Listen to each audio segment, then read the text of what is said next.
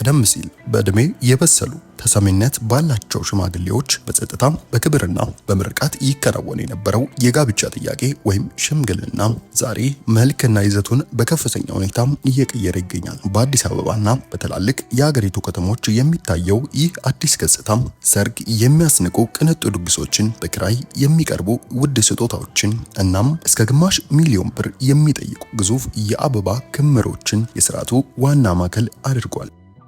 አንድ አነስተኛ መኝታ ቤት የሚያክሉ ከ5000 በላይ የተፈጥሮ የአበባ ዘለላዎች የሚጠይቁና የሰዓታት ከባድ ድካም ውጤት የሆኑት እነዚህ ቅንጡ የአበባ እቅፎች የብዙዎችን ትኩረት ስበዋል። የበርካቶች መነጋገሪያ ማዕከልም ሆነዋል። ለመሆኑ ይህ አካሄድ በዘመናዊነት በሴቶች መጎልበትና በቴክኖሎጂ እድገት የመጣ የባህል ለውጥና ለፈጠራ ባለሙያዎች ሰፊ የሥራ ዕድል የፈጠረ የኢኮኖሚ እንቅስቃሴ ነው ወይንስ ከመንፈሳዊ መሰረት ያወጣ የትዳርን ክብርና ማህበራዊ እሴት የሸረሸረ የትዳር መንፈሳዊ መሰረት ያናጋም የዓለማዊና የፉክክር መንፈስ? በዛሬው ዝግጅታችን የባህል አጥኚዎችን ከአበባ ነጋዴዎችና የሃይማኖት አባቶችን ሙግት ይዘንላችሁ ቀርበናል። በተለይም በትዳር አስተምሮቶቻቸው የሚታወቁት ፓስተር ቸርነት በላይ ወይም ፓስተር ቸሬ ምን አሉ? በተያያዘ አንዳንድ የፍቅር ታሪኮች የተጻፉት በገንዘብ ብዛት፣ በውድ ጌጣጌጦች፣ ለሸክም በሚከብዱ አበቦች ሳይሆን በጸሎት በትህትናና በጽናት ነው። በ200 ብር ደሞዝ ተጀምሮ ዛሬ 31 ዓመታት ከተጓዘው ድንቅ የህይወት ታሪክ በስተጀርባ ያለው ሚስጥር ብዙ የሚነግሩን እውነታዎች አሉ። በተስፋና በበረከት የተሞላ አንድ ድንቅ የህይወት ጉዞ እንቃኛለን። ከእግዚአብሔር ቀጥሎ ያለ እርሷ ጸሎትና አገልግሎት የዛሬው ህይወቴ እንዴት ሊሆን እንደሚችል ማሰብ እንኳን ይከብደኛል ሲል ምስክርነቱን የሚሰጠን ዘማሪ አገኘው ይደግ ነው። የጸሎት ሴት የሆነችዋ ባለቤቱ ሙሉዬ በህይወቱ ውስጥ የነበራትን የማይተካ ድርሻ ምን ይመስል እንደነበረ ጭምር ይነግረናል። የፍቅራቸውንና የህይወት ጉዟቸው መነሻ የዛሬ 31 ዓመታት በፊት እንደነበረ የጠቀሰው ዘማሪ የዛሬ 31 ዓመት ትዳር ሲመሰርቱ በሰርጋቸው ዕለት ግን የታጀቡት የመኪና ብዛት በእጅጉ አነጋጋሪ አድርጎታል። የሚዲያዎችን ትኩረት ስለሳበ ከህይወት ምስክርነቱ ጋር አጣምረን አዘጋጅተነዋል። የምታደምጡትም ይሆናል። በሌላ በኩል አሳዛኝ ዜና ሰምተናል። በኮሬ አብያተ ክርስቲያናት ዘንድ ትልቅ ስፍራ የነበራቸው የደቡብ ሲኖዶስ መካነ ኢየሱስን ለረጅም ዓመታት በመሪነት ሲያገለግሉ የኖሩ ታላቅ አባት የምድር ሩጫቸውን አጠናቀው ወደ ናፈቋት እናም ወደ አገለግሉት አምላካቸው እቅፍ ተሰብስበዋል። የኮሬ አብያተ ክርስቲያናት ያሰሙትን ይህንን አሳዛኝ ዜና እንመለከታለን። ግባችን በእውነት ላይ የተመሰረተ መረጃን ማድረስና የቤተሰባችንን መንፈሳዊ ህይወት ማነጽ ነው። ከወቅታዊ ጉዳዮች እስከ መንፈሳዊ ሚስጥራት ድረስ በየቀኑ አዳዲስ ይዘቶችን ለእርሶ እናዘጋጃለን። ዛሬውኑ ይቀላቀሉ። የሻሎም ቲዩብ 2 ቤተሰብ በመሆን በየሰዓቱ የሚለቀቁ መረጃዎችንና የህይወት ለውጥ የሚያመጡ መልእክቶችን በፍጥነት ያገኙ።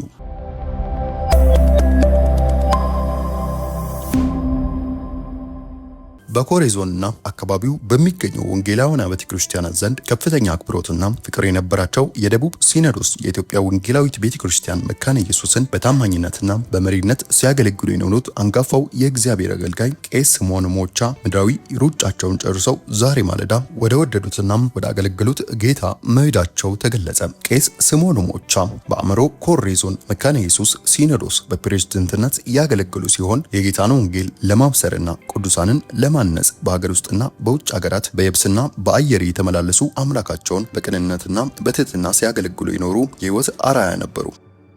የህይወት ዘመናቸውን ሙሉ ለአምላካቸው ጥሪ በመታዘዝ ሰፊ መንፈሳዊ ተጽዕኖ ያሳደሩ አያሌ የቤተ ክርስቲያን መሪዎችንና የጌታን መንጋ ያፈሩ በእውነተኛ እረኝነት የጠበቁ ታላቅ የአምላክ ሰው ነበሩ። ሐዋርያው ጳውሎስ በሁለተኛ ጢሞቴዎስ መልእክቱ ምዕራፍ 4 ከቁጥር 7 እስከ 8 ላይ መልካሙን ገድል ተጋድያለሁ፣ ሩጫውንም ጨርሻለሁ፣ ሃይማኖትንም ጠብቄያለሁ፣ ወደፊት የጽድቅ አክሊል ተዘጋጅቶልኛል። ይህንንም ጻድቅ ፈራጅ የሆነው ጌታ በዚያ ቀን ለኔ ይሰጠኛል፣ ደግሞም ለኔ ብቻ ሳይሆን የእርሱን መገለጥ ለናፈቁ ሁሉ ነው ብሎ እንደጻፈው አባታችን ቄስ ስምዖን ሞቻ መልካሙን የአገልግሎት ገድል ተጋድለውና የታዘዙበትን የወንጌል ሩጫ በድል አጠናቀው ወደ ዘላለም ቤታቸው ተሸጋግረዋል። ይህ ዜና ለኮሬ ህዝብ፣ ለአማሮና አካባቢ ሲኖዶስ፣ ለአጠቃላይ የወንጌል አማኞችና ለአገልጋይ ቤተሰቦች ታላቅ የእረፍትና የክብር ዜና ቢሆንም በስጋ መለያየታችን ያዘኑትን ሁሉ መንፈስ ቅዱስ አምላክ እንዲያጽናና የሁል ጊዜም ጸሎታችን ነው። በጌታ በኢየሱስ ክርስቶስ የሚያምኑ ሁሉ የመጨረሻ መዳረሻቸው የጌታ ገጽ መሆኑን በማስታወስ ለአማሮና ለኮሬ ዞን መካነ ኢየሱስ ሲኖዶስ፣ ለአገልጋዮች፣ ለአምላክ ህዝብ ሁሉ እንዲሁም ለመላው የቄስ ስምዖን ሞቻ ቤተሰቦች፣ ዘመዶችና ወዳጆች ጌታ አምላክ መጽናናትንና ሰላምን አብዝቶ እንዲሰጥ እንመኛለን። የዛሬ 30 ዓመት ሳገባ 127 መኪና ነበር ያጀበን ዘማሪ አገኘው ይደግ። የፍቅራችንና የህይወት ጉዟችን መነሻ ከዛሬ 31 ዓመት በፊት ነበር። ባለቤቴ ሙሉዬን ሳገባት የነበራት ወራዊ ደሞዝ 200 ብር ብቻ ነበር። ከዛኛው አነስተኛ ገንዘብ ላይ 20 ብሩን ለአስራት አውጥተን 170 ብሩን ደግሞ ለቤት ኪራይ እንከፍል ነበር። የእሷ ድርሻ በገንዘብ መጠን የማይለካ ነገር ግን በህይወቱ ውስጥ ቦታም እጅግ ከፍ ያለና የማይናቅ ነበር። እርሷ በእውነት እጅግ ድንቅ የጸሎት ሴት ናት። ከእግዚአብሔር ቀጥሎ ያለሷ ጸሎትና አገልግሎት የዛሬው ህይወቴ እንዴት ሊሆን እንደሚችል ማሰብ እንኳን ይከብደኛል። ከሙሉዬ ጋር የተዋወቅነው በእህቷ በማዳም ታሪክ አማካኝነት ነበር። እህቷ በሊሴ ገብረ ማርያም ትምህርት ቤት አስተማሪ ስለነበረች በቅድሚያ ከሷ ጋር ከተገናኘን በኋላ ለአንድ የምስጋና ፕሮግራም ይዛኝ ሄደች። በዚህ አጋጣሚ ጠዋት ወደ ታክሲ ስታሳፍረኝ ነበር ከሙሉዬ ጋር ለመጀመሪያ ጊዜ የተዋወቅ ነው። በኋላ ግን አሁን ወደ ጌታ የሄደው በዚያን ጊዜ በሉተራን ቸርች ሰባኪ የነበረው አንደኛ ሚዜ ናደው ይዟት ወደኛ ፕሮግራም መጣም። ወደኛ ፕሮግራም እንደመጣች ወዲያውኑ አገልግሎት ነበር የጀመረችው። በአንድ ወቅት ወደ ገጠር እጅ ስላገለገልኩ ሰዎቹ ሲያቅፉኝ ልብሴ ላይ ጥጥ ይይዝ ስለነበረ ናዲ እባክህ አጽዳልኝ ስለው እሷ ፈጣን በሆነ መልኩ እኔ አጸዳለሁ ብላ ልብሴን ማጽዳት ጀመረች። ያ ድርጊቷ ልቤን በደስታ ሞላው። ከዕለታት አንድ ቀን ግን እባክህ የብሬል ጽሑፍ አስተምረኝ ብላ ጠየቀችኝ። እሷን የማገኝበትና የምቀርብበት አጋጣሚ በመፈጠሩ እጅግ ተደስቼ ማስተማር ጀመርኩ። እሷም በትጋት አጥንታ ብሬልን በሚገባ ቻለችበት። ከዚያ ጊዜ በኋላም የልቤን ፍላጎት ለመንገር ወስኜ ሰበታ ወደሚገኝ ቤተክርስቲያን ጠራዋት። በቤተክርስቲያኑ ግቢ ውስጥ ከሚገኝ አንድ ትልቅ ዛፍ ስር በሳሩ ላይ ቁጭ ብለን እያወራን ሳለም በልቤ ውስጥ የተጸነሰውን የጋብቻ ጥያቄ ያቀረብኩላት። በጥያቄ እጅግ በመደናገጧ ወይኔ ይሄ ነገር ባላነሳው ኖሮ ብዬ ተጨንቄ ነበር። እሷም ማሰብ ይኖርብኛል ብላ ለ2 ወራት ያህል አፈጋችኝ። ከተወሰነ ጊዜ ቆይታ በኋላ ግን የሰጠችኝ ምላሽ እጅግ መልካም ነበር። ከሷ ጋር የነበረን የፍቅር ጊዜ ልዩ ነበር። እጅ ለእጅ ተያይዞ መሄድ ስለማይቻል ማሙሻ ደግፎ ወስዶ ለጋሃር ሚኒ ከሚባለው ቦታ አጠገብ ያደርሰናል። እዚያ ዘንባባው ስር ቁጭ ብለን እንጫወታለን። የወደፊት ህይወታችንንም እናልም ነበር። በእውነት የዳረንም ያሳካልንም ራሱ እግዚአብሔር ነው። በሰርጋችን ቀን እግዚአብሔር የሰዎችን ልብ ከፈተልን። አገኘው ሊያገባ ነው ተባብለው እነ ደሬና እነ አብትሽ ያሉ ወዳጆች ኩንታል ጤፍ አስፈጭተው ላኩልን። በዚያ ዘመን በ127 ዘመናዊ መኪኖች ታጅበን በታላቅ ደስታና በበረከት ጋብቻችንን ፈጸምን። አሁን ታዲያ ያ ሁሉ አልፎ የሚመጣው ጃንዋሪ ላይ 31 ዓመት ሊሞላል ነው። የእግዚአብሔር ታማኝነትና የሙሉዬ እውነተኛ የጸሎት አጋርነት እዚህ አድርሶናል። እስከ ግማሽ ሚሊዮን ብር የሚያወጣባቸው ግዙፍ የሽምግልና አበባዎች፣ የአበባ አብዮት፣ የባህል ለውጥ ወይስ የዓለማዊ ውድድር መንፈስ? በአዲስ አበባና በትላልቅ የአገሪቱ ከተሞች የጋብቻ ሽምግልና ስርዓት መልክ በከፍተኛ ሁኔታም እየተቀየረ ይገኛል። ቀደም ሲል በእድሜ የበሰሉ ተሰሚነት ባላቸው ጥቂት ሽማግሌዎች በጸጥታ በክብርና በምርቃት በሚከናወነው የጋብቻ ጥያቄ ስነ ስርዓት ተካቶ ዛሬ ሰርግ የሚያስነቁ ቅንጡ ድግሶች፣ በክራይ የሚቀርቡ ስጦታዎችና እስከ ግማሽ ሚሊዮን ብር የሚጠይቁ ግዙፍ የአበባ ክምሮች የሥርዓቱ ዋና ማዕከል ሆነዋል። መጽሐፍ ቅዱስ ለሁሉ ዘመን አለው፣ ከሰማይ በታች ለሆነ ነገር ሁሉ ጊዜ አለው። መጽሐፍ መክብብ 3:1 እንደሚለው ትዳር የጋብቻ ዝግጅት በራሱ የተቀደሰና ደስታ የሚገለጥበት ቢሆንም በአሁኑ ወቅት ግን ሰርግና ሽምግልና ገላጋይ በሌለበት ከፍተኛ ውድድርና ትንቅንቅ ውስጥ የገቡ የሚመስሉበት ሁኔታ ይስተዋላል። በተለይም በመቶ ሺዎች የሚቆጠር ገንዘብ የሚፈስባቸው አበቦች የብዙዎች መነጋገሪያ ማዕከል ሆነዋል። አንድ መጠሪያ ስም ያላገኙት እነዚህ ቅንጡ የአበባ ክምሮች ከአንድ ሰው እቅፍም ሆነ ከአንድ ሰው ሸክም በላይ ከብደዋል።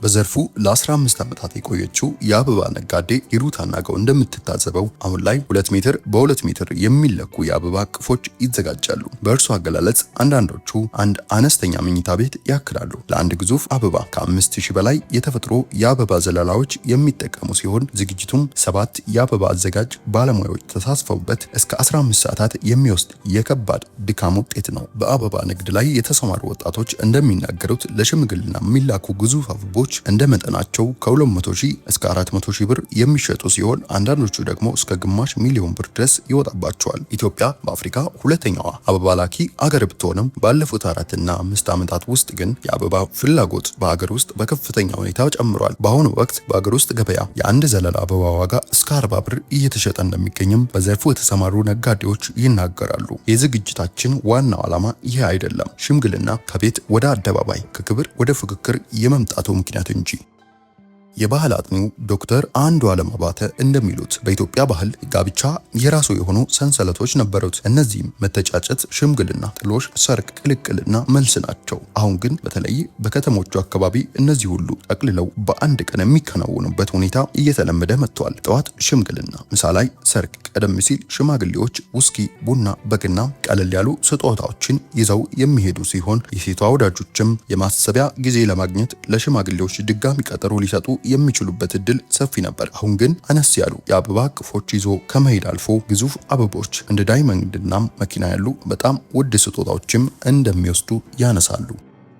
የፉክክርና የዓለማዊነት መንፈስ በድግሱ፣ በአበባው፣ በዲኮሩ፣ በልብሱና በሙዚቃው የኢኮኖሚ አቅምንና የበላይነትን የማሳየት አላስፈላጊ ውድድር ተፈጥሯል። መጽሐፍ ቅዱስ በዓለም ያለው ሁሉ እርሱም የሥጋ ምኞትና የአይን አምሮት ስለ ሀብትም መፎከር ከዓለም ነው እንጂ ከአባት አይደለም። አንደኛ ዮሐንስ መልእክት 2:16 እንደሚለው ይህም አካሄድ ከትህትናና ከክርስቲያናዊ የቁጠባ መስመር ይልቅ ለኔ እዩልኝ የሚል ውጫዊ ትምክህትን ያንጸባርቃል በሚል ይተቻል።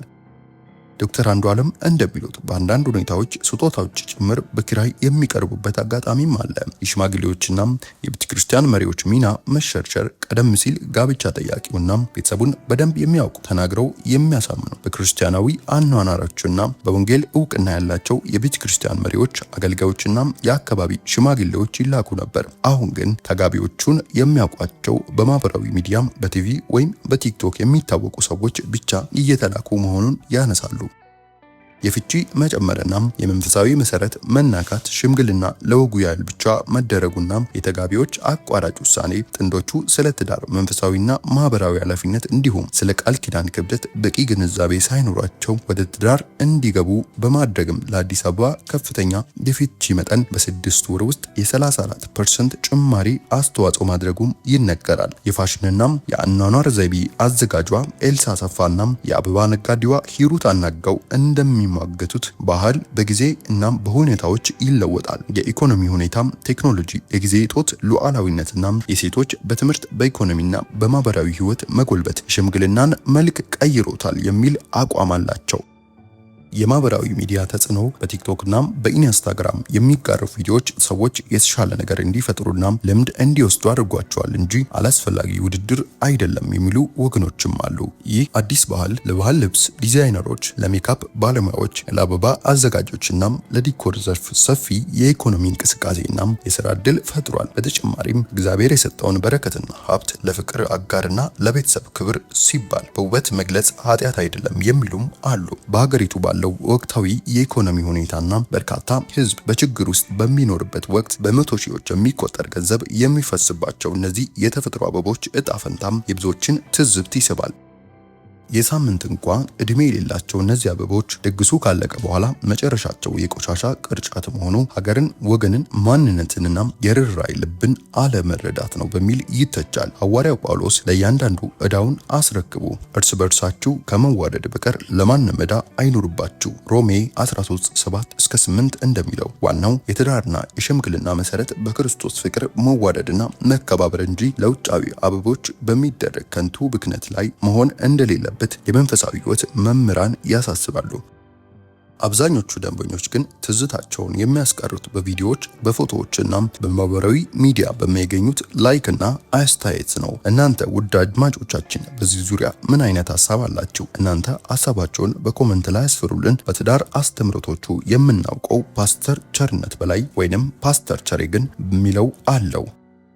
በአሁኑ ጊዜ በሀገራችን የሚካሄደው ሽምግልና ስነ ስርዓቶች ከቀደመው የነበረን ባህልና እሴት በእጅጉ እየተራቀቀ መጥቷል። ቀደም ሲል ሽምግልና ሲባል የሁለቱ ቤተሰቦች ክብርና ፍቅርና ኃላፊነት የማስመርመር የታመኑና የበሰሉ አባቶችን ምክር የመቀበያ ሂደት ነበር። ዛሬ ግን ሽምግልና ወደ ሌላ ገጽታ ተለውጧል። ይህንንም ፓስተር ቸሬ በዘመኑ ሽምግልና ዙሪያ ከብዙ ወጣቶችና ምዕመናን ጥያቄዎች እንደቀረቡለት ይናገራል። ካንደበቱ አድምጠን እንመለስ። ክብር ለኢየሱስ ይሁን። ዛሬ የምናነሳው ሐሳብ በተደጋጋሚ በተለያዩ ቦታዎችም እንዲሁም ደግሞ በቤተክርስቲያንም አካባቢ አንዳንድ ጥያቄዎች ተጠይቄ ነበረ። ብዙዎች በተለይ በዚህ ዘመን ስለሚደረጉ ሰርጎች፣ ስለሚደረጉ ልዩ ልዩ ፕሮግራሞች በተለይ ደግሞ ሽምግልናን በተመለከተ የሚነሱ በርካታ ሐሳቦች አሉ። ይህን ጉዳይ ለምን ዝም አልክ? በዚህ ጉዳይ ምንም የምትለው ነገር የለህም ወይ? ሽምግልናም እንዲሁም ደግሞ የተለያዩ ከሰርግ በፊት ያሉ እንቅስቃሴዎች፣ ሰርጎች፣ ሽምግልናዎች፣ የተለያዩ ልደቶች የምናረጋቸው ሴሪሞኒዎች በተለይ ደግሞ ከተለያዩ ቦታዎች የመጡና ሀገር በቀል ያልሆኑ የኛ ያልሆኑ ከቅርብ ጊዜ ወደዚህ ወደ ቤተክርስቲያንም እየገቡ ያሉ ቅዱሳን አካባቢ በጣም በስፋት የሚታየው ብዙ ነገሮች አሉ። ከነዛ ብዙ ነገሮች መካከል አንዱ ሽምግልና ነው። ሽምግልናን በተመለከተ በጣም የተለያዩ አይነት ሽምግልናዎች እየታዩ ነው። እኔ በጣም ሰርፕራይዝ እየሆንኩባቸው ያሉ ሽምግልናዎች እየታዩ ነው። ኢትዮጵያ ውስጥ እስከማይመስል ድረስ ሽምግልና በ200 ሰው በ300 ሰው ሽምግልና በ100 ሰው ሽምግልና እንደገና በብዙ ሴቶች ብቻ ሽምግልና ብቻ በጣም ዘግናኝ አይነት ሽምግልናዎች እየታዩ ነው። እነዚህ ሽምግልናዎች ከየት ነው የመጡት? እንዴት ነው የመጡት? ለምንድን ነው የመጡት? ማን የፈጠራቸው? ወዴት ነው እየተሄደ ያለው የሚለው ነገር በጣም ያሳስበኛል። እንደ አንድ ኢትዮጵያዊ ክርስቲያን ሰው ምድር ላይ እንደሚኖር ሰው ሀገር እንዳለው ሰው ሀገሩን እንደሚወድ ሰው ክርስቶስን እንደሚያውቅ ሰው እንደ ክርስቲያን በዚህ ጉዳይ ሳስብ በጣም የሚያስጨንቁኝ ብዙ ነገሮች አሉ። ከቀን ወደ ቀን እየተበረዙ ያሉ ባህሎቻችን እየተለወጡ ነው ያሉት። እንግዲህ ብዙ ኢትዮጵያውያን እንግዲህ እድገት የሚመስለን ወደ ጎን ነው። በተለይ ወደ ነጮች ስናድግ በጣም ያደግን ነው ይመስለን። እኛ ጋር ያለው ነገር በሙሉ ፌክ ነው ይመስለን። እዛ ጋር ያለው ብቻ እውነትም ይመስለን። እነሱ የተለዩ እኛ ደግሞ በቃ ምንም ያልሆንን የሚመስለን በርካታ ሰዎች አለን። እና ይሄ ስለ ራሳችን ያለን ጤናማ ያልሆነ የተዛባ ዕውቀትና ትምህርት እንደዚህ እንድንዘባረቅ ሊያደርገን ይችላል። ስለዚህ በዚህ በሽምግልና ዙሪያ እየታዩ ያሉ ከቀን ወደ ቀን በጣም የሚደንቁ አይነት ሽምግልናዎች እየታዩ ነው ያሉት። ምንድናቸው እነሱ? እኔ እንግዲህ ባደግኩበት ማህበረሰብ መካከል በቤተክርስቲያንም ካልቸር የተለያዩ ያው ሽምግልናዎች ሲደረጉ ነው የኖሩት። እኔም ሽማግሌ ልክ ያለው ከአንድም 2-3 ጊዜ ሳገባ እንደገናም ሽምግልና ሲላክ ትዝ ይለኛል። ሰዎች ይላካሉ። ቤተሰብ የሚቀርባቸውን ሰው መጀመሪያ ልጆች የሚያገቡ መሆኑን ለቤተሰብ ይናገራሉ። ከዛ ቤተሰብ ደግሞ ልጆቹ እርስ በርሳቸው ይነጋገራሉ። ሽማግሌ የመጣበትን ቀን ልጅት ለቤተሰብ ትነግራለች። ከዛ ደግሞ ሽማግሌዎች ተመርጠው በቤተሰብ ተመርጠው ትልልቅ ሰዎች ያንን አግቢውን ሰው የሚያውቁት ሰዎች በስነ ስርዓት ተነግሯቸው ሄደው የሚያምኑበትን በስነ ስርዓት በተለይ አባቶች ብዙ ጊዜ ይኖራሉ። አንዳንድ ጊዜ እኔም የሄድኩባቸው ሽምግልናዎች አሉ። ወላጅ አባቶችም የሚኖሩበት እንዲሁም ደግሞ የአባት ቤተሰብ ጓደኞችና ትልልቅ ሰዎች የሚኖሩበትን ሽምግልና አያለው። ደግሞም እንደሱ ነው የተኖሩ። ሄደው ይጠይቃሉ። ለቤተሰቡ ክብር፣ ለወላጆቻቸው ክብር። የማልጅ ነው ምንድነው ስራው ምንድነው ጸባዩስ ባህሪውስ ተብሎ ተጠይቆ እውነተኛ መልስ ቢሰጡ ማለት ነው። ሽማግሌ ማለት እውነተኛ ማለት ነው። ሽማግሌ ማለት የሸመገለ ማለት ነው። ማቹር ያረገ ማለት ነው እንጂ እድሜው ትልቅ የሆነ ማለት አይደለም። ስለዚህ ይሄንን ትልቅ ተቋም ሰዎች ሊሰሩት ሲያስቡ የሚልኳቸው ሽማግሌዎች በዚህ ቤትና ኑሮ ህይወት ላይ ኃላፊነት መውሰድ የሚችሉ የልጆቹ ህይወት የሚያሳስባቸው የልጆቹ የነገ ትዳራቸው የሚያሳስባቸው በዚህ ጉዳይ ማቹር ያረጉ ሰዎች ናቸው። ኃላፊነት ወስደው ትልቅ በርደን ስለሆነ ይሄዳሉ። ለወላጆች ጥያቄ ያቀርባሉ። ከዛ ወላጆች ብዙ ጊዜ በፊት እንደሱ አይደረግም። አንድ ሁለቴ የመመላለስ ነገር አለ። የመጨረሻ ውሳኔ ሲሰጡ እሺ ከተባለ ቤተሰቡ ያለውን ነገር አዘጋጅቶ ሽማግሌዎቹን ጋብዞ የራሱን ቤተሰቦች ጠርቶ ሽምግልና ገብቷል፣ ዛሬ ሽማግሌዎች ይመጣሉ። ሽማግሌዎቹን ከውጭ ይጠራሉ። ቤተሰቡ ሰብሰብ ብሎ ያለውን ነገር ተቃምሶ የሚያልፍበት ነገር ነበር። አሁን ግን ነው ወይ ነው? አሁን ሽምግልና ሲታሰብ ምን ነው እየታሰበ ያለው? አሁን በተለይ ይሄ ሶሻል ሚዲያ ማህበራዊ ሚዲያ ይዞብን የማይመጣው ጦስ የለም። በርካታ በጣም የሚዘገንኑ አይነት ሽምግልናዎች እየታዩ ነው። እና ያላገቡና ወደፊት ሊያገቡ የሚያስቡ ሰዎች ሽምግልናን ሲያስቡት እንዴት እንዲያስቡት ነው እየታሰበ ያለው? ሽምግልናስ ምንድነው የሚለውን ነገር በጣም ማሰብ አለብን። በተለይ እንደ ታዳጊ ሀገር እንደ ታዳጊ ሀገር ሳይሆን እንደ ደሃ ሀገር የምንኖርበትን ማህበረሰብ እሴትና ያለውን ማህበራዊ ሁኔታ ነባራዊ ሁኔታ ያለውን እውነት ሪያሊቲውን መረዳት በጣም ያስፈልጋል። እኛ ስለምንችልና ስለምናረገው ያረግነው ነገር በሙሉ እኛ ማድረግ ስለቻለን የምናረገው መሆን አለበት ብዬ አላስብም። አካባቢያችንን፣ ማህበረሰባችንን፣ ሀገራችንን አብረውን የሚኖሩትን ሰዎች እዚች ኢትዮጵያ የምትባል መርከብ ላይ የተሳፈሩትንም ሰዎች ያማከለ ነገር አብረን ብናስብ ጥሩ ነው። ትውልድን ያማከለ ነገር አስበን ብናደርግ በጣም ጥሩ ነው ለማለት ፈልጋለሁ በዚህ አጋጣሚ እንደ ምክር። ስለዚህ ከዚህ አንፃር ነው ትንሽ ነገር መጽሐፍ ቅዱስ የሆነውን ሽምግልና መጽሐፍ ቅዱስ ስለ ሽምግልና ምንድነው ሽምግልናስ እንዴት ነበር የነበረው የሚለውን የተወሰነውን ፖይንት ዛሬ ያነሳለሁ። ምናልባት ዛሬ ካልጨረስኩት የሚቀጥለውም ጊዜ ጉዳዩ ላይ ያነሳለሁ። በዚህ ጉዳይ ሐሳብም አስተያየትም ያላችሁ ሰዎች ጻፉልኝ። በዚህ ጉዳይ የተሻለ ነገር ብንሰራ በጣም ጥሩ ነው ለሀገራችን ለምድራችን። ምክንያቱም አሁን የሚያስደነግጥ ነው፣ ሰርጉ አይደለም ሽምግልናው የሚያስደነግጥ ነው። ወጣቶች ነገ ሰርግን ሲያስቡት በጣም እንዲፈሩትና ጨርሶ በቃ የኔ ትዳርም ኑሮም ህይወትም አይረባም ብለው እንዲያስቡ የሚያደርግ ነገር ነው እየታየ ያለው። እኔ በዚህ ጉዳይ ላይ እንደዚህ የምታደርጉም ያደረጋችሁም ሰዎች ቆም ብላችሁ ምንድነው ያደረኩት ብላችሁ ጠይቁ ራሳችሁ። ምንድነው ያደረኩት ብላችሁ ጠይቁ ራሳችሁን። እና ዛሬ የተወሰነ መጽሐፍ ቅዱሳዊ የሆነውን ሽምግልና ነግራችኋለሁ። የመጀመሪያው እንግዲህ ሽማግሌ ራሱ እግዚአብሔር ነው። የመጀመሪያውን ትዳር ሲሰራ ለአዳም የሚመቸውን ረዳት እንፍጠርለት ያለው ራሱ እግዚአብሔር ነው። መጽሐፍ ቅዱሳችን ዘፍጥረት ምዕራፍ 2:18 ራሱ ነው ሐሳቡን ያመጣው ራሱ ነው። አግቢው አልነበረም ያሰበው።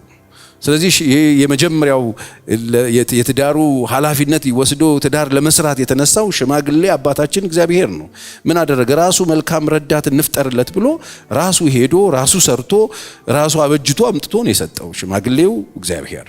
እንግዲህ ምናልባት ይሄ ቃል እንዳይከብዳችሁ እግዚአብሔር አባታችን ስለሆነ የመጀመሪያው ሐሳብ የሱ ስለነበረ ይሄንን ያደርጋል። የምትመቸውን ረዳት እንፍጠርለት ብሎ ዘፍጥረት 2:22 ላይ ስታሉ አስተኝቶት ሰርቶ ወስዶ ከጎኑ አጥንቶ ወስዶ ሰርቶ ሴት አድርጎ አምጥቶ ሰጥቶ ትዳር ሲሰራ ታያላችሁ። ከዛ ያን ትዳር ሲሰራው ሰሪው የመጀመሪያው እንግዲህ ለዛ ትዳር ሐሳቢ ነኝ የትዳር ኃላፊነት ወስዳለሁ ብሎ የጀመረው እግዚአብሔር እንግዲህ እስከ መጨረሻ ድረስ ለዛ ቤት ሚስቱን ካመጣለት በኋላ ባልና ሚስቶቹ እንዴት እንደሚኖሩ አስፈላጊውን የሆነ የትዳሩን መርሆች አስቀምጦለት ትዳሩ እንዴት እንደሚመራ ነግሮ አስቀምጦ ለቀቀ። ይሄ እግዚአብሔር እንግዲህ ይሄንን ቤት እንግዲህ የሰራው እግዚአብሔር እነዛ ሰዎች ሲፎርሹ ሲወድቁ ቤታቸው ሲበላሽ የሰራው እግዚአብሔር አልተዋቸውም። ኃላፊነት ወስዶ ለነሱ በውድቀታቸውም ጊዜ ከነሱ ጋር ነበር። በወደቁ ጊዜ ያን ቅጠል ባገለደሙ ጊዜ ያን ቅጠል አስወልቆ ቆዳ ያለበሳቸው እሱ ነበር። እንግዲህ ከወደቁ በኋላ የራሳቸው ጉዳይ አላለም እግዚአብሔር። እነዚህ የወደቁን ሰዎች ለማንሳት የሄደበትን ርቀት እዚህ ውስጥ ዛሬ አልገባም። የሄደበትን ርቀት በኪዳን ሲወድቁበት የፈጠራቸው የሰራው ቤት ሲወድቅበት ያን ቤት ለማዳን ኪዳን ለመስራት ነው አብርሃም ከሄደ። ከዛ ደግሞ ለማንሳት ነው ክርስቶስን የላከው። እግዚአብሔር በጣም ነው የሚወደው። እንግዲህ የመጀመሪያው የትዳር ኃላፊነት ወስዳለሁ ብሎ ያንን ትዳር የሰራው እግዚአብሔር ይሄ ነው ከመጀመሪያው ዘፍጥረት ምዕራፍ 2 ላይ የምናየው ይሄንን ነው። ከምዕራፍ 1 ጀምሮ እግዚአብሔር ሲፈጥር የመፍጠር ስርዓት ውስጥ ይሄንን እናያለን። ከዛ እዛው ዘፍጥረት ላይ ነው እንግዲህ ሽምግልና ሌላ ከዛ በፊት አታዩ። የሄደው እና አብርሃም ቤት ነው ሽምግልና የምታዩት። አብርሃም አረጀ ይላል መጽሐፍ ቅዱስ ዘፍጥረት ምዕራፍ 24 ላንብብላችሁ እሱን። አብርሃም ሸመገለ በዘመኑም አረጀ። እግዚአብሔርንም አብርሃምን በሥራ ሁሉ ባረከው። አብርሃምም ሎሌውን የቤቱን ሽማግሌ የከብቱን ሁሉ አዛዥ አለው፣ እጅህን ከጭኔ በታች አድርግ፣ እኔም አብሬ ከምኖራቸው ከከናን ሴቶች ልጆች ልጄ ሚስት እንዳትወስድለት በሰማይና በምድር አምላክ በእግዚአብሔር አምልሃለሁ። ነገር ግን ወደ አገሬ ወደ ተወላጆቼ ትሄዳለህ፣ ለልጄ ለይስሐቅም ሚስት ትወስድለታለህ። ሎሌውም ሴቲቱ ምናልባት ወደዚህ ሀገር ከኔ ጋር ለመምጣት እምቢ ያለች እንደሆነስ ልጅህ ወደ መጣበት ሀገር ልመልሰውና አለው። ሽማግሌው አብርሃምም አለው ልጄን ወደዚህ እንዳትመልስ ተጠንቀቅ፣ ከአባቴ ቤት ከተወለድኩባት ምድር ያወጣኝ ይህችን ምድር እሰጥሃለሁ ብሎ የነገረኝ የማለልኝ የሰማይ አምላክ እግዚአብሔር እርሱ መልአኩን በፊት ይሰዳል። ሽምግልናው እንዴት እንደሚቀናጅ እኔ ነኝ የማውቀው። ይሰዳል መላእክቱን። ከዚያም ለልጄ ሚስት ትወስዳለህ፣ ሴቲቱም ካንተ ጋራ ለመምጣት እንቢ ያለች እንደሆነ ከዚህ ካቀረብኩል መሐላ ንጹሕ ነህ፣ ልጄን ወደዚህ ምድር አትመልሰው። ሎሌውም ከጌታው ከአብርሃም ጭን በታች እጁን አደረገ፣ ለዚህም ነገር ማለለት ይላል። ይኸውላችሁ ሽምግልና በአባት ነው የተደረገ። የመጀመሪያው ሽምግልና አባት ነው የመረጠው። አባት መርጦ ለልጁ ትዳር ኮንሰርን ነበረው፣ ኃላፊነት ወስዶ አባት ለልጁ ሚስት ለልጁ ትዳር። መጽሐፍ ቅዱስ እንደዚህ ነበር ቀድሞ የነበረው። ይሄ ነው ሲወርድ ሲዋረድ አቢዩዝ የተደረገው። ይሄ ነው ሲወርድ ሲዋረድ የተበለሻሸው። አባት ነበር ለልጁ ትዳር ያስብ የነበረው። ከዛ ኃላፊነት የሚወስድን ሽማግሌ ጠርቶ ቤት ውስጥ የሚያቀውን ሽማግሌ ሂድና እዚህ ቦታ ላይ ጠይቅ፣ እዚህ ቦታ ላይ ለልጄ ሚስት አምጣለት ብሎ ላከው ይላል መጽሐፍ። ታዲያ ይሄንን የተላከ ኤሌዘርን ታስታውሳላችሁ? መልአኩን ከፊት ይሰዳል ተብሎ የወጣው ኤሌዘር ሄደ ይላል። ሽማግሌዎች ምንድን ነበር የሚያደርጉት? እንግዲህ አንድ ሰውዬ ሊሆን ይችላል። ሽምግልና እንዳልኳችሁ የቁጥር መብዛት፣ የዘመን ቁጥር፣ የእድሜ ጉዳይ ሳይሆን ኃላፊነት የመረከብና በዚህ ጉዳይ ላይ ኃላፊነት መቀበልን የሚጠይቅ ነው። ሽማግሌ ተደርጎ አምሎት አባትየው ይሄንን ስራ እንዲሰራለት ለልጁ ሚስት እንዲያመጣለት የተላከው ሰው ምንድነው ያደረገው? እንግዲህ ዛሬ ልናደርገው የሚገባ ነገር፣ ዛሬ በሽምግልና የምንላክ ሰዎች የምንሄድ ሰዎች ዝም ብለን የማናቀውን ቦታ በማያገባን ጉዳይ ምንም በማንረዳው ነገር ላይ ዝም ብለን እየሄድን የሰዎችን ህይወት የሚያበላሽ ነገር መስራት የለብንም። ይሄን ሽማግሌ ስትመለከቱ እንግዲህ መጽሐፍ ቅዱስ የሚያስተምር ይሄ ሽማግሌ ምን ያደረገ? ጸለየ ይላል። አይገርማችሁ? ሽማግሌዎች ይጸልያሉ፣ ለሚያደርጉት ነገር ይጸልያሉ። ምን ብሎ ጸለየ? ቁጥር 12 እንዲህም አለ፣ የጌታዬ አብርሃም አምላክ እግዚአብሔር ሆይ እለምንሃለሁ፣ መንገዴን ዛሬ በፊት ያቅናልኝ፣ ለጌታዬም ለአብርሃም ምሕረት አድርግ፣ እንደው ባክህን እግዚአብሔር ሆይ። ይጸልያል። ሽማግሌ የሚሄድበት ቦታ ከመሄዱ በፊት ይጸልያል። ስለዚህ ሽምግልና የሚሄዱ ሰዎች ከመሄዳቸው በፊት መጸለይ ያለባቸው ነው ማለት እንግዲህ ከየትም አልመጣም። አብዛኛዎቹ ነገሮች ፒክ ያደረግነው ከመጽሐፍ ቅዱስ ስለሆነ ብዙዎቻችን እንደሱ አይነት ነገር ስለማናውቅ ከየት እንዳመጣ ነው ስለማናውቅ የኛ ስለሚመስለን ከመጽሐፍ ቅዱስ የወሰድነው። ሽማግሌው ጸለየ። ከዛስ ከጸለየ በኋላ ማረጋገጫን ጠየቀ። የሚያደርገው ነገርን ከእግዚአብሔር ዘንድ ምሪትን ማረጋገጫ ምልክትን ሲጠይቅ ታያላችሁ። ቁጥር 21 ላይ ሰውየውም ትክ ብሎ ሄደ። በሄደ ጊዜ ሄዶ በደረሰ ጊዜ የሚሄድበት ቦታ ላይ ዛ ከተማ ውሃው ምንጩ አካባቢ ሲደርስ እግዚአብሔር አምላክ ይህንን ጉዳይ እንደው እንዴት ነው የምታደርግልኝ፣ እንደው መንገዴን አቅናልኝ ብሎ ከጸለየ በኋላ ሄደና ምን ብሎ ጸለየ? ሲጸልይ እግዚአብሔር ሆይ አሁን እኔ ሄጄ ውሃ አጠጭኝ ምላት፣ ደግሞ አንተም ጠጣ፣ ግመሎችም ይጠጡኝ የምትለኝ ሴት እሷ የጌታዬ ባሪያ ሚስት ትሁን ብሎ ጸለየ። ምልክቱን ተመልኩ። ሲሪየስ ጸሎት ነው የጸለየው ኤሌዘር፣ ሽማግሌው ኤሌዘር። ለራሱ ትዳር አይደለም እየሄደ ያለው፣ ተልኮ ነው፣ ስራ ነበረው የድሮ ሽምግልና። ጸለየ፣ ምልክትን ጠየቀ። እግዚአብሔር ሆይ እንዳለውም ደግሞ በአጋጣሚ ርብቃ መጣችው አለት ቀዳ ጠጋ ብሎ ውሃ ጠጪኝ ሲላት ችግር የለም አንተም ጠጣ ውሃም ጠጣ ብላ ውሃ የቀዳች ስትከለብስ አየና ትኩር ብሎ ተመለከተ። ማረጋገጫ ጠይቆ ነበር። ትኩር ብሎ ያያል። ይሄን ነገር እግዚአብሔር ሰውየው ትክ ብሎ ይመለከት ነበር። እግዚአብሔር መንገዱን አቀንቶለት እንደሆነ ወይም እንዳልሆነ ለማወቅ ይላል ዝም አለ። አያችሁ፣ ጠበቀ፣ ተረጋግቶ የጸለየውን ጸሎት ነው አይደለም የሚለውን አረጋገጠ። ዛሬ ስንት ሽማግሌ ነው የሚሄድበት ቦታ ከመሄዱ በፊት የሚያረጋግጠው፣ ከእግዚአብሔር ኮንፈርሜሽን የሚጠይቀው ይሄ ጉዳይ እግዚአብሔር አለበት የለበትም የሚል። ሽምግልና ሲባል ኮትና ሱሪ እየለበሳችሁ የምትሮጡ ሽማግሌዎች ጸልያችኋል? ወዴት ነው የምትሄዱት? ማንን ምን ውስጥ ልትከቱ ነው? እኔ ጠይቁኛል አንዳንድ ሰዎች ቸርዬ እዚህ ሽምግልና ላይ እንድትገኝ ነበር ምናምን ብሎኛል። ቅርብ ጊዜ አንድ ታዋቂ ሰው ደውሎልኝ ማን ነው እሱ አልኩት። ከውጭ ሀገር ነው የመጣው፣ በጣም ባለጠጋ ሰው ነው፣ እዚህ ሊያገባ ነው አለኝ። ከዚህ በፊት ትዳር ነበረው ወይ? ማን ነው እሱ? ምንድነው እሱ ህይወቱ ስለው አይ ከዚህ በፊት ነበረው ዲቮርስ አድርጓል አለኝ። ታዲያ ለዚህ ሰው የኔ ሽማግሌ እኮ አልሆነም አልኩት። በጣም ገረመው። እንዴት አለኝ። አይ አልሆነም አልኩት። አልሆነም። ይሄ ሰው የኳስ በመሬት ማድረግ ያለበትን ተመክሮ ነው እንግዲህ አጮሆ ምናምን ሊገባ ከሆነ እኔ የለውበትም አልኩት። 40 ሰዎች ነው የሰበሰበው። ስለዚህ ሽምግልና ስትሄዱ ለምን ነው የምትሄዱት? ምን ለማድረግ ነው የምትሄዱት? የእግዚአብሔርን ሐሳብ ለመፈጸም ነው የምትሄዱት ወይስ የጠጅ ቤት ጓደኞቻችሁን ሐሳብ ለመፈጸም ነው የምትሄዱት? ይሄ ሰውዬ ጸለየ፣ ነገሩን አቅንቶለት እንዳልሆነ ዝም ብሎ በትኩረት ይመለከት ነበር። አስተዋይ ነው ሽማግሌ ማለት። እንጂ የተቀቀለበት ቦታ የተገነፋበት ቦታ እንጀራ ያለበት ቦታ ኢኮትና ሱሪ የለበሰ የሄደ ሚንደረደርና ከርሱን የሚሞላ አይደለም። ሽማግሌ የሚያደርገውን የሚያቅ ነው። ትኩር ብሎ የሚመለከት ነው። ማረጋገጫ እግዚአብሔር የሚጠይቅ ነው። አስተውሎ የሚያደርገውን ነገር የሚያደርግ ነው። ዛሬ በተለያዩ ቦታዎች ላይ ሽምግልና ሄደን ያፈርንባቸው ቦታዎች የሉም። እንደው እዚህ ሽምግልና እኔ አንድ በጣም የሚታወቅ አገልጋይ ከሌ ብላችሁ ብታውቁት አገልጋይ ሽምግልና ሄጃለሁ። ዶሮ ምናምን በስነ ስርዓት በልተናል። በሳምንቱ ነው ፌል ያደረገው። እንደዚህ አይነት ስህተት እንዳትሰሩ ያረጋቸዋል። በጣም ጥንቃቄ ማድረግ ጥሩ ነው። በየግብዣው የሄዱ መሰየም ተገቢ ነው ብዬ አላስብም።